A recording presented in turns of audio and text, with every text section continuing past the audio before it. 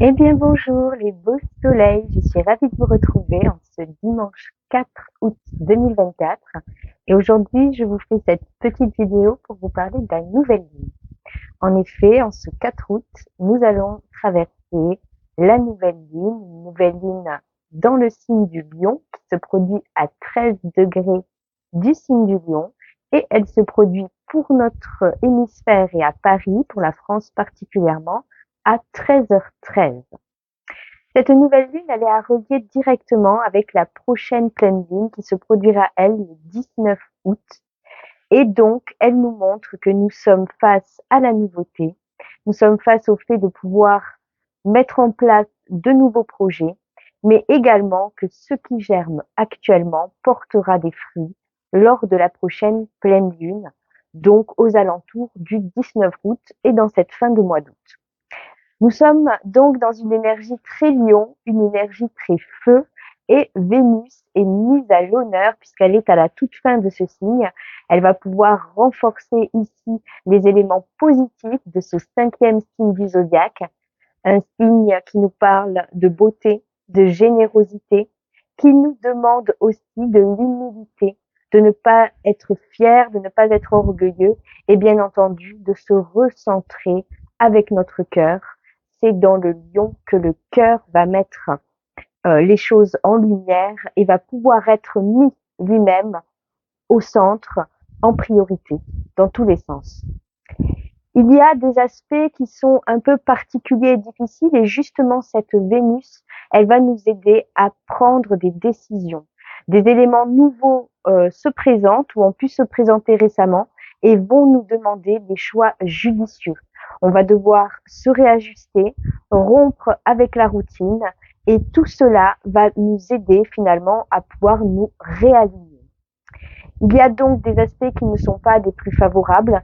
Il y a un carré, une mésentente avec, entre Mercure et Uranus qui vont créer ici des tensions, des orages, qui vont également nous conseiller de communiquer avec plus de douceur, de faire attention aussi aux mots que l'on choisit. Ça, c'est quelque chose qui va toucher particulièrement les taureaux, les lions, les scorpions et les verseaux. Il y a également un aspect de mésentente et de contrainte entre Jupiter, Saturne et également Mars qui se rajoute à ça, qui vont apporter ici des réveils de colère, des possibles confrontations. Il peut y avoir des ralentissements, il peut y avoir des pannes, des retards qui amènent tout cela, des frustrations. Et ça va toucher plus particulièrement les Gémeaux, les Vierges, les Sagittaires et les Poissons. C'est quand même une nouvelle lune qui nous indique qu'il faut prendre sur soi, être patient et également se faire plaisir. On est quand même dans le signe des plaisirs, donc il faut s'écouter, il faut pouvoir prendre du temps pour prendre soin de soi. La prochaine pleine lune qui aura lieu donc le 19 est une pleine lune qui est très chargée et qui nous demandera surtout de faire appel à notre intuition. Il y a quand même un très bel aspect à souligner entre les deux luminaires, Soleil et Lune, avec Mars et Jupiter, qui vont ensemble nous apporter de l'espoir, nous pousser à l'aventure.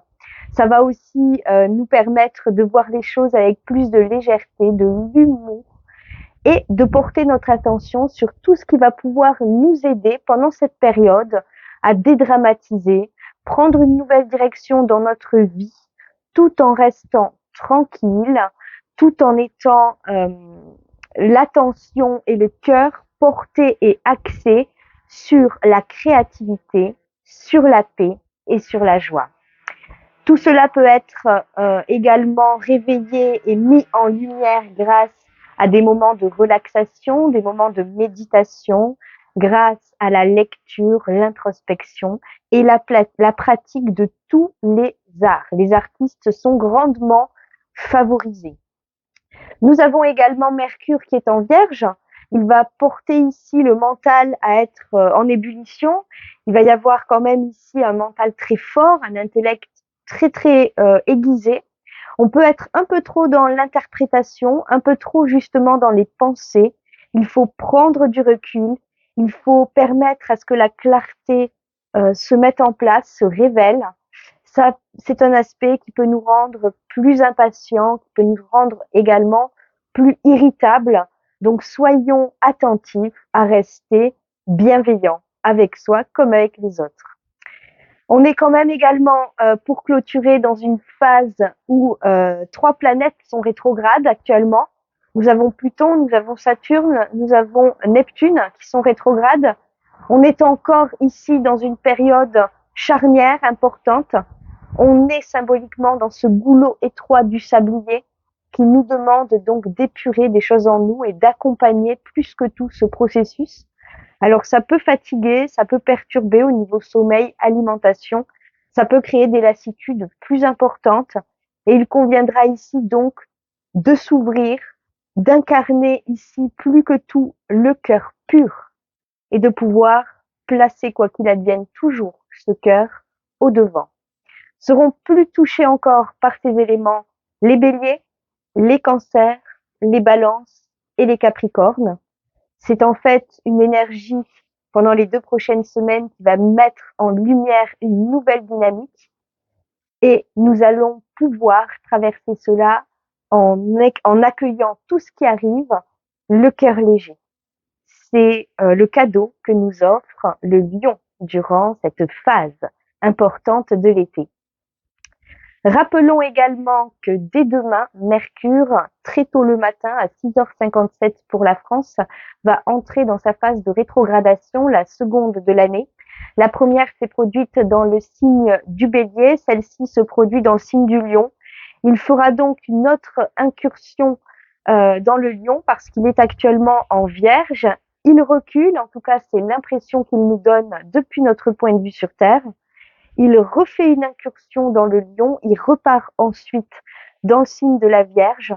On est donc face à 2 éléments ici, terre et feu, alors que les années précédentes, Mercure a d'abord agi dans les signes d'air, pour ensuite l'année dernière agir particulièrement dans les signes de terre, et cette année, il agit dans les signes de feu, sauf que cette fois-ci, il va mélanger la terre et le feu, histoire de pouvoir concrétiser des éléments et des choses qui ont pu nous être révélées à chaque fois qu'il était rétrograde.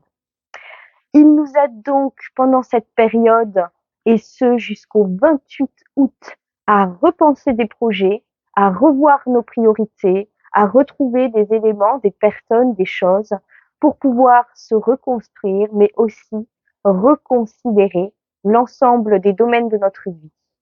Tout cela pour une plus grande liberté, une plus grande autonomie et toujours pour plus de paix, plus de joie.